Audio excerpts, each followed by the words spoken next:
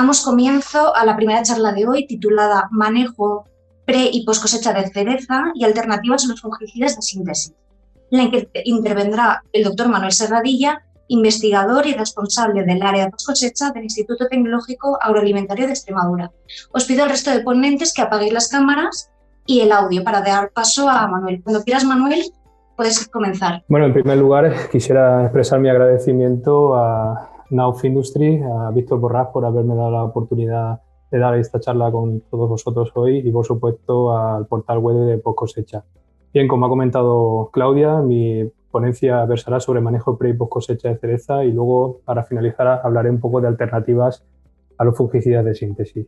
Bien, como decía, bueno, ¿cómo entiendo yo cómo está el panorama actual del sector? Puede afectar a la cereza, pero también puede afectar a la fruta de hueso en general. Nos caracterizamos por tener un exceso de producción. Ese exceso de producción también va acompañado de una oferta que está atomizada. La mayoría de todos trabajamos con las mismas variedades, con lo cual lo concentramos en la misma semana y eso provoca que el precio vaya a la baja.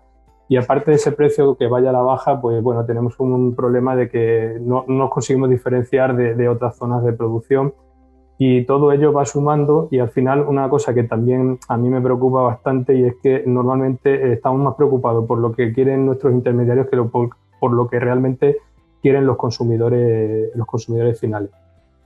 Bien,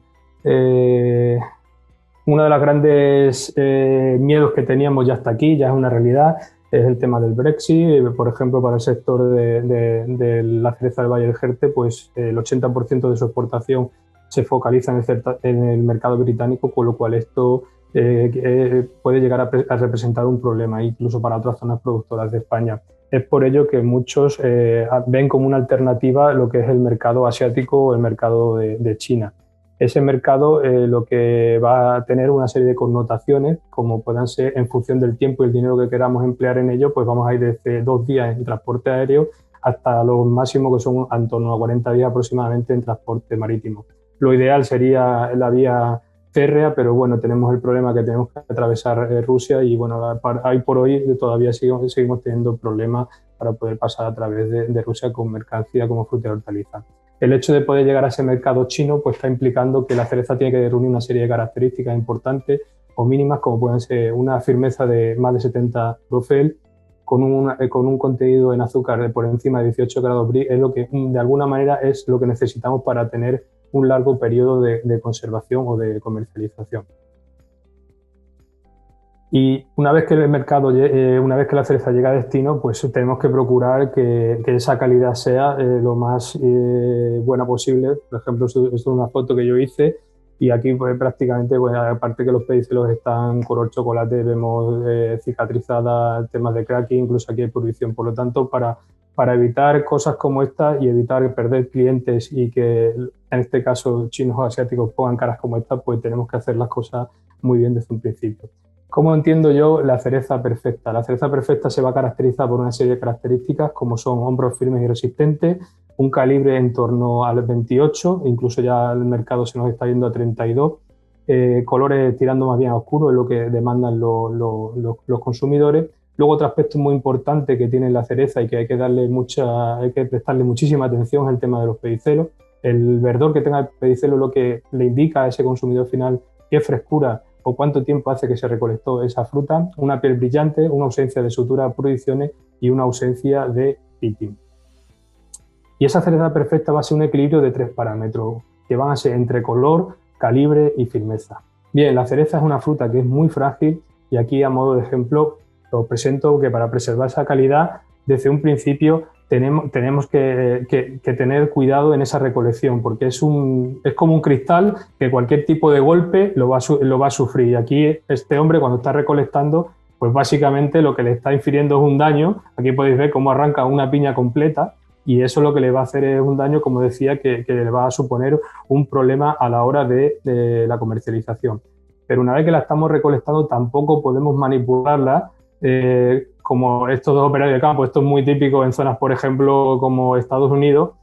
Al final, hacer este tipo de manipulación lo que nos está provocando de alguna manera es acortarle la vida útil. ¿Y por qué? Porque la cereza, durante su recolección, tiene el problema de que sufre el daño mecánico pitting. Esto es una sintomatología que se caracteriza por una rotura celular, que lo que va a hacer es esa célula al romperse, las células que están adyacentes absorben ese agua y se generan lo que son el pitting o depresión. ¿Por qué se caracteriza? Bueno, porque el daño es irreversible, el 30 al 40% se va a generar justo en la cosecha y en el transporte, con lo cual eso ya es un hándicap que lleva a la hora de comercializar, y el problema es que es invisible, solamente da la cara después de que esté 7 días la cereza en almacenamiento o durante la comercialización. Dentro del pitting lo podemos clasificar en dos tipos, en compresión, que suelen ser grandes depresiones superficiales. Aquí vemos, por ejemplo, en esta imagen cómo la recolección hasta dónde puede llegar, o impacto, que suelen ser pequeñas punteaduras, o bien el típico impacto que suelen tener durante las líneas de clasificación por contacto con una superficie metálica. El pitting va a depender de dos características fundamentales. Una de ellas es el color. Aquí en esta gráfica les presento cómo, dependiendo del estado de maduración en que la recolectemos o no, va a ser más o menos propenso a daño. Pues, por ejemplo, una cereza en estado color rojo no tiene nada que ver con una cereza caoba. En el caoba oscuro se va hasta casi un 80%, con lo cual es importante al final a la hora de recolección. Otro aspecto fundamental que va a minimizar el impacto del pitting es la relación hoja-fruto. El hecho de que en la carga del árbol, en el cerezo, no dejemos hacer piñas de estas características, vamos a minimizar el impacto del pitting. ¿Por qué? Porque aumentamos la relación hoja-fruto, y además vamos a tener una serie de beneficios, como van a ser aumentar el calibre, por lo tanto vamos a ganar en dinero, y sobre todo vamos a aumentar en sólido soluble, porque el árbol tiene que hacer menos carga de fruta, por lo tanto vamos a mejorar las características sensoriales de esa variedad, porque al tener mayor contenido de azúcar va a ser bastante más sabrosa. Bien. La recolección, como decía, es fundamental que usemos nuestros dedos como pinza y tiremos del pedicelo. Y a la hora de recolectar, sabemos que muchas veces se trabajan con temporeros que vienen de otro tipo de fruta, pues es muy fundamental para las cerezas que entren en la formación, que se desinfecten las manos, porque al final somos transmisores de unos microorganismos que después durante el almacenamiento pueden ser problemáticos. Hoy en día estamos en tema de pandemia, con lo cual la gente tiene más asociado el tema del uso de gel hidroalcohólico, etcétera. Recomiendo recolectar la cereza lo más sana posible, evitando aquellos frutos que puedan estar podridos o que presenten algún tipo de raja o cracking, y sobre todo recolecciones tempranas, que no pasemos más allá de las 11 de la mañana. También es fundamental no sobrecargar las cestas de recolección. Lo que este hombre está haciendo aquí prácticamente es que las cerezas que estén ahí abajo, su vida comercial va a ser prácticamente nula. Por eso muchas veces es mejor buscar sistemas. Por ejemplo, aquí presento lo que en Chile usan, que es la caja de recolección, en la misma caja en la que después se va a transportar la fruta a la central, y permite una serie de ventajas, como puedan ser por un lado, son cajas que no suelen tener los bordes recubiertos y los fondos planos, y además quiero hacer mucho hincapié en que las cajas, en la medida de lo posible, como aparece en esta foto, no rellenarlas hasta arriba del todo, porque volvemos a lo mismo, estamos infiriendo daño mecánico o pitting.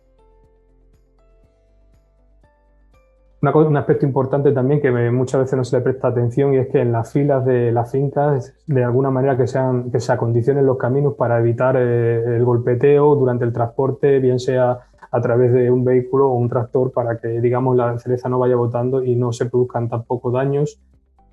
Y luego otro aspecto fundamental es que vamos a tratar de minimizar el impacto del calor de campo. Por tanto, es bueno generar zonas de sombras en el campo, para aquellos vehículos que se van a usar para el posterior transporte no estén sobrecalentados. Podemos utilizar mallas tipo como la que se muestra en esta fotografía, de manera que, así como la idea es que con la temperatura con la que estemos recolectando, mantenerla lo máximo posible hasta llegar a la central y que lleguemos al frío. Bueno, esto es algo más sofisticado que me encontré en uno de mis viajes a Chile, donde pudimos ver una cámara de refrigeración montada en un remolque que de alguna manera era prácticamente inmediato el frío, con lo cual aquí no daba tiempo al lugar a que la cereza se sobrecalentara. Y mantener esta reducción de campo hasta las centrales, bueno, siempre es bueno generar zonas de sombra. ¿Y por qué insisto tanto en mitigar el efecto del calor de campo? Porque hay una parte muy importante de la cereza que son los pedicelos. Y aquí en esta gráfica podemos ver que conforme pasan más tiempo una vez recolectado a 20 grados, cómo aumenta su porcentaje de deshidratación. Por tanto, ya no solo hay que recolectar temprano por el fruto, sino por el mismo pedicelo lo va a agradecer, y el uso de mallas o almohadillas humedecidas también va a mejorar esa hidratación y por tanto va a evitar esa deshidratación del pedicelo. Y una cosa fundamental es intentar preenfriar o enfriar la cereza una vez recolectada, que no pasen más de 4 horas entre recolección y frío. Bien, he hecho un poco un balance de lo que es la parte precosecha, de lo importante que es minimizar el impacto de los daños por el tema del pitting, y pasamos un poco a la parte de manejo post cosecha. En la imagen les muestro lo que es un diagrama de flujo idealizado para la cereza, donde hay 3 aspectos que van a ser fundamentales. Uno es el hidrocooling o el hidropalés de campo, y luego vamos a tener la selección electrónica de calidad y la aplicación del fungicida post cosecha para aumentar la vida útil de la fruta. Bien, el tema del hidropalé es fundamental. Al final vamos a conseguir de alguna manera que esa fruta pierda rápidamente ese calor de campo, y en función de si se va a procesar en el mismo día, vamos a tratar de buscar una temperatura de pulpa de entre 6 a 8 grados, y en el caso de que esté más de 24 horas, pues vamos a meterla en una cámara para que esté en torno a 0,2 grados. Pero como digo, insisto, hay que preenfriar antes de 4 horas. Otro aspecto fundamental va a ser la clasificación automática. En esto, dentro de la fruta de hueso, la cereza siempre ha sido la abanderada, siempre ha ido un poco por delante del resto de otras frutas de hueso. Hoy en día hay tecnología que está implementada en las centrales que permiten no solamente ver defectos externos, como puedan ver en esta imagen, sino que hasta defectos internos, incluso hasta daños internos.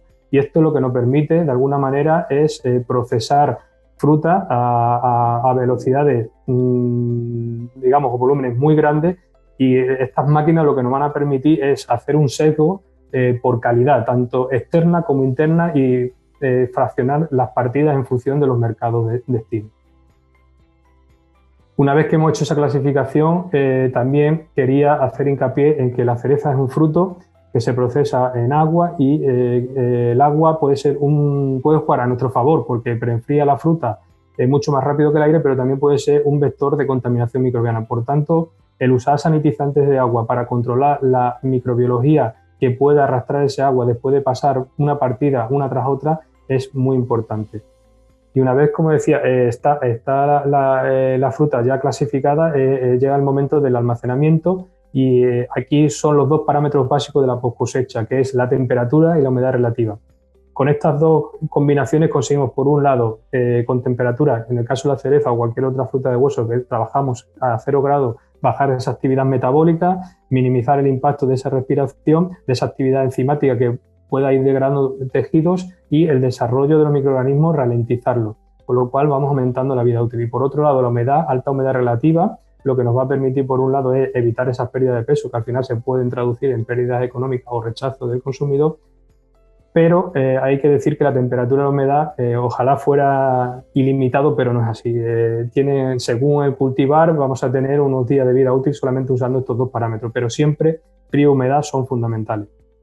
Por eso aplicamos tecnologías post cosecha, como puedan ser en este caso el uso de atmósferas modificadas pasivas, ya sea bien en el tipo de bolsa tipo MAS, o bien, como se ve en esta imagen, el termosellado con film microperforado.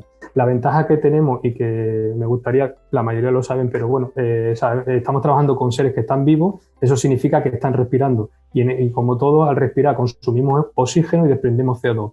La ventaja de estos sistemas es que nos permite acumular ese dióxido de carbono, es decir, invertimos esa atmósfera, pasamos a ser más rica en dióxido de carbono frente al oxígeno. ¿Y por qué? Porque el dióxido de carbono es un agente que es fungiestático, que de alguna manera hace que los microorganismos se desarrollen más lentamente, no impide que crezcan, pero sí que vayan más lentos, y por otro lado, toda la tasa metabólica del propio fruto la vamos a ralentizar, con lo cual vamos a incrementar la vida útil porque retrasamos la senescencia.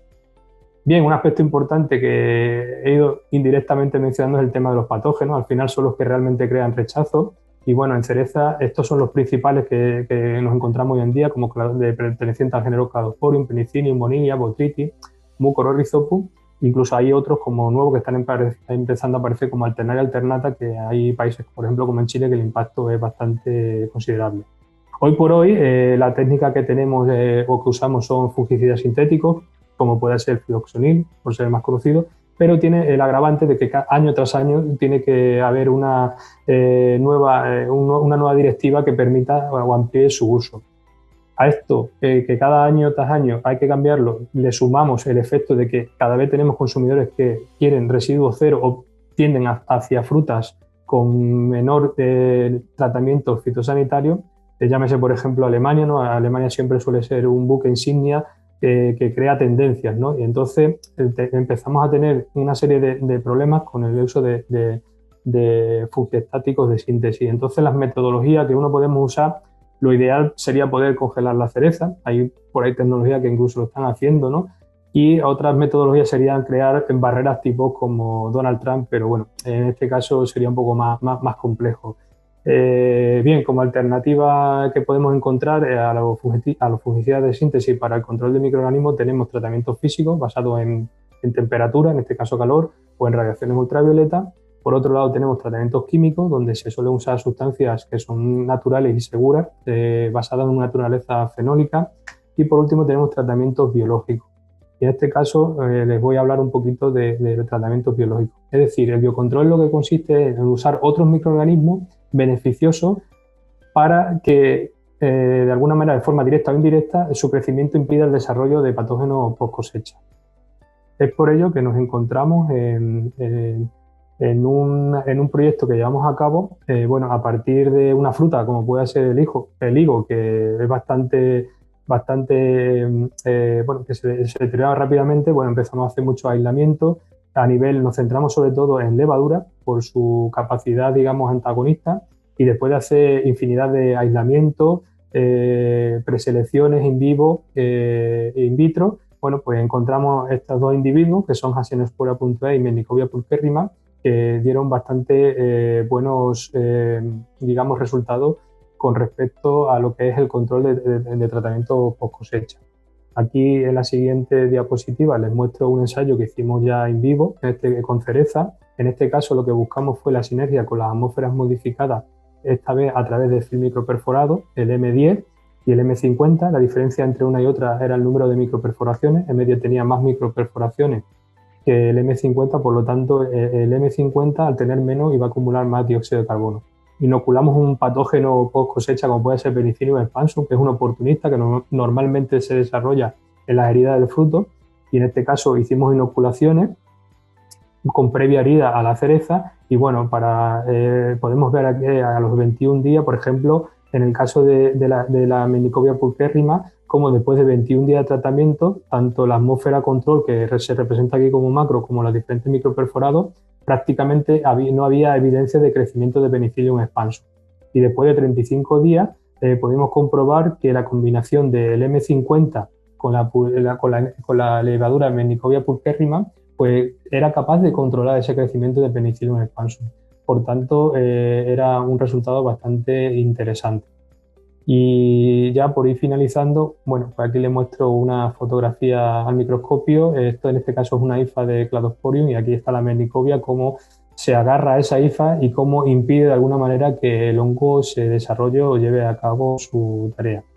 Y bueno, simplemente antes de finalizar, pues me gustaría agradecer a todos los grupos de trabajo con los que colaboro hoy en día, al grupo del Departamento de Fruticultura Mediterránea, liderado por la doctora Margarita López Corrales, a mi compañera de área post cosecha, la doctora Belardo, y al grupo de Camiel y la Universidad de Extremadura, liderado por la doctora Córdoba. Espero que les haya resultado interesante la charla y por mi parte eso es todo. Muchas gracias. Hola Manuel, qué bien, tiempo y todo, perfecto, muchísimas gracias. Pero ahora tenemos dos preguntas, ¿vale? Vale. Si tenéis preguntas, por favor, lo que os he dicho, en el apartado de preguntas y respuestas de Zoom. ¿Vale? Bueno, Joan dice, ¿la temperatura es de menos 0,5 a más 0,5? Sí, de hecho, la cereza permite estar a menos. Lo ideal es que esté en torno a 0 grados, pero si lo tenemos a menos 0,5 no hay ningún problema, porque al tener bastante sólido soluble no hay problema de congelación y luego no es una fruta, a diferencia de, por ejemplo, como la ciruela o melocotón, que tenga problemas de daños por frío. No suele expresar ningún tipo de daño en la cereza. Vale, paso a la siguiente. Leandro Olmos dice, la selección electrónica de cereza, ¿qué tipo de parámetros de calidad interna puede medir? En principio se suele calibrar lo que es el contenido en sólido soluble y luego también en la firmeza. Pero vamos, incluso hay máquinas ya que están calibrando, pues preseleccionando por acidez titulable. Y en el caso de la cereza es fundamental porque al final es el parámetro que nos da una idea exacta de la vida útil que va a tener esa cereza. Vale, pues tenemos más. A ver, Jordi dice, cuando hablas de color oscuro, ¿es pensando en China, Europa o ambos? Cuando hablo de color oscuro depende mucho de lo que el consumidor quiere. El mercado europeo se caracteriza en general por tener color oscuro y en el caso de Asia tenemos una dicotomía. La zona norte de China prefiere cereza de color más oscurito. Hablo de rojo caoba más bien, no sé si él puede llegar. Y la parte sur de China es mucho más hacia rojo claro. Al final yo creo que esto es como empezar la casa por el tejado. Necesitamos conocer bien cuáles son las características organoléptica que espera ese consumidor recibir y en función de eso decidir con qué color queremos trabajar. Es obvio que colores más oscuros la vida útil en principio va a ser más limitada o vamos a tener mayor problema para conservar esa fruta, pero al final yo como lo veo es que el consumidor final es el que marca un poco la tendencia. Vale, pasamos a la siguiente. Por favor, os recuerdo a todos que utilicéis el apartado de preguntas y respuestas. No nos escribáis por el chat, por favor. Vale, Alfonso Lucas dice, ¿han probado la aplicación antes de cosecha de formulados a base de fosfolípidos para mejorar la conservación? En mi caso no, sé que hay por ahí estudios que lo han hecho y un poco buscando esa a lo mejor cutícula más espesa que tiene la ciruela. Sé que en la cereza se ha buscado sobre todo de cara al tema del cracking. Parece ser que hay estudios que funcionan o se están obteniendo buenos resultados, pero yo personalmente no lo he llevado a cabo. Vale, tenemos un montón, ¿eh? Vale. Se va animando. Espero que se me dé mejor que la presentación. No, muy bien, de verdad, muy bien. Bueno, pregunta, Nutea, ¿nos pueden poner algún ejemplo de químicos alternativos al fludioxonil que se estén usando? Casi todo lo que hay ahora mismo en el mercado está basado en características de compuestos bioactivos tipo polifenol. Hay casas comerciales, no lo sé, tampoco quiero hacer publicidad, ¿no? Pero básicamente la base suele ser tipo polifenólico. Luego también es verdad que hay otras líneas de sales tipo... ahora mismo no me sale el nombre concreto, pero no te sé decir exactamente... no te sé decir el tipo de sal, pero sí que están basados en la línea de compuestos bioactivos o compuestos fenólicos, lo que se está usando como alternativa. Pero en el mercado hay productos. Vale. Pasamos a la siguiente, porque tienes 11. Vale. Bueno, de todas formas, lo que he dicho, si se queda alguna por responder, la responderemos luego, a posteriori, ¿vale? José Fernández dice, ¿qué herramientas, además de temperatura y humedad, tenemos para mantener verde el pedúnculo de la fruta? Bueno, lo primero que hay para mantener verde el pedúnculo de la fruta es minimizar el impacto del tiempo tras recolección. Cuanto antes aproximemos el frío a la cereza una vez recolectada, ahí vamos a ganar muchos enteros. Porque hay que entender que pensemos que la deshidratación del pedicelo es 8 veces mayor que la de lo que es la propia cereza. Herramientas que tenemos, humedades relativas altas, es decir, del 90% para arriba, es decir, cuando entremos en las cámaras de conservación que estemos como en una especie como de medio Inglaterra, ¿no? Que veamos una niebla. Y luego, como mostraba en una de las diapositivas, la bolsa de MAP suele ir bastante bien porque una de las cosas que tiene muy bien arraigada y conseguida es el tema de mantener altas humedades. Entonces, minimizar el tiempo de recolección, el enfriado tras la recolección y mantenerlo en alta humedad relativa debería ser suficiente para conservar ese pedicelo. Vale. María Ángeles pregunta, hola, ¿qué vida útil tiene normalmente la cereza simplemente en refrigeración? Pues depende mucho del genotipo con el que estemos trabajando o cultivar para entendernos. Por ejemplo, Hay variedades como variedades picotas, como puedan ser el Ambrunet, que puede estar perfectamente entre 15 y 20 días en cámara simplemente con humedad y humedad y temperatura. Y luego tenemos variedades, por ejemplo, sobre todo tempranas, del ámbito de Burlat o Early Lori, donde aproximadamente su periodo de conservación en frío y temperatura estamos hablando entre 7, 8 o 10 días. Depende mucho también del momento de corte que se haga de esa fruta. O sea, no es todo... digamos que en esta ecuación hay muchos actores o muchos intervinientes que van a hacer que tenga mayor o menor vida útil. Vale, vamos a una más, ¿vale? Juan Negueroles dice, ¿qué resultados da el dióxido de cloro en relación al hipoclorito para la higienización de las cerezas? Vale, el dióxido de cloro, Juan, lo que te garantiza es que tiene mayor poder oxidante que el hipoclorito sódico. Eso te lo traduzco en que tiene mayor capacidad de desinfección que el hipoclorito sódico. La única cosa que tienes que tener en cuenta que al ser más oxidante tienes que tener en cuenta que cuidado con la concentración que apliques porque puedes generar decoloración sobre la superficie del color de la cereza. Pero como higienizante es mucho más potente que el hipoclorito sódico. Vale. La última, ¿vale? Las demás... Vale. Te quedan un montón, ¿eh? Vale. Bueno, a ver, Carlos J. Guerra dice, ¿podrían llegar a usarse las levaduras de manera comercial para el control de patógenos? Es una alternativa por la que creo mucho, pero también tengo que decir que requiere de un grado de formación del personal porque no es fácil, ¿no? Porque digamos que estamos trabajando con microorganismos que también son seres vivos, por lo tanto la aplicación requiere de una cierta preparación, formación del personal que las aplica y luego requiere de un mínimo de instalación la propia central, incluso a nivel de campo, ¿no? Porque normalmente el producto viene liofilizado y requiere una resuspensión en agua, pero luego hay que también comprobar que esas levaduras están en el recuento que realmente pone o especificase en este caso el fabricante. Pero yo es una metodología en la cual creo bastante y creo que tiene un largo recorrido. Vale, pues Manuel, lo dejamos por hoy, ¿vale? Muchísimas gracias. Te mandaremos las 6 preguntas que quedaron por responder y, bueno, las respuestas las mandaremos a todos por correo, ¿vale? Muy bien, muchas gracias. Muchas gracias, de verdad. Nada, hasta luego. Hasta luego.